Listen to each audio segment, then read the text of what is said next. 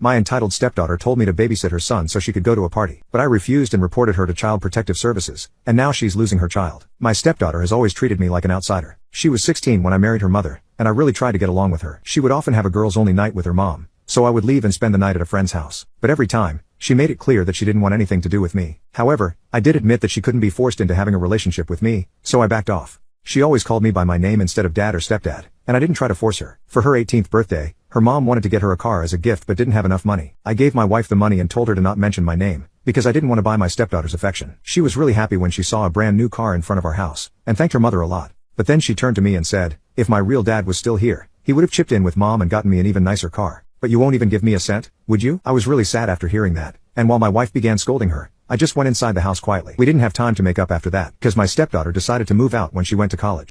Now, I supported her decision and even sent her some money to help out with the rent and groceries. I was also planning on paying her tuition because I had the means for it, but she just stopped picking up our calls. She didn't call us for weeks, and even when we did talk, she just said that she was busy and didn't have any time for her parents anymore. Her mother tried asking about her health, and told her to stay away from substances, but my stepdaughter called her, controlling, and hung up. After that, she cut all contact for over a year. My wife became really sick and was bedridden for months, so I couldn't leave her and drive to my stepdaughter's college. But then out of nowhere, she showed up at our house with a baby in her hands. Turns out, she had gotten pregnant and was too scared to tell us because the father of the baby had disappeared. I assured her that we would never hate her, and that I was going to help her raise the baby properly. I told her that although her mother was sick, I could still babysit her son whenever she wanted, and that I wouldn't be against her dropping out of college. She thanked me and said she doesn't want to drop out, but needs help with paying her tuition. I immediately told her to stop worrying and that I would take care of it. I was happy she was back, and thought we could finally build a relationship after all those years. But little did I know, she had no intentions of doing that. She left our baby with me and went back to college. I thought she would come back the next morning to pick him up, but for the entire next week, she didn't call or text us, and only showed up after several days. I told her that her baby had been crying for his mother, and that we have no way of breastfeeding him. She just said she was busy with classes and thought I said I would babysit for her. I argued that if she was planning to leave him here for a week, she should also have left some milk for me to feed him. She brushed it off and said it won't happen again, and left. However, I decided to install Instagram and searched up her account, because I had a bad feeling, and my gut instinct was right. She had posted pictures of parties and some even had the caption,